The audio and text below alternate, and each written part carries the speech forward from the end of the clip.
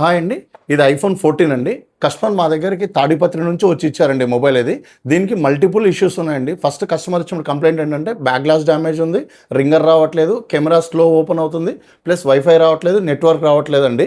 కస్టమర్కి మేము కొంచెం టైం తీసుకొని ఒక 4 to 5 days టైం తీసుకొని కస్టమర్కి మొత్తం రిపేర్ చేయించామండి.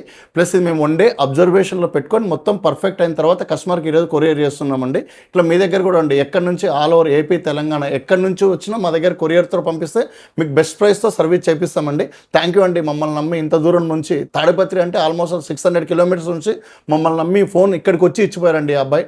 థ్యాంక్ యూ అండి.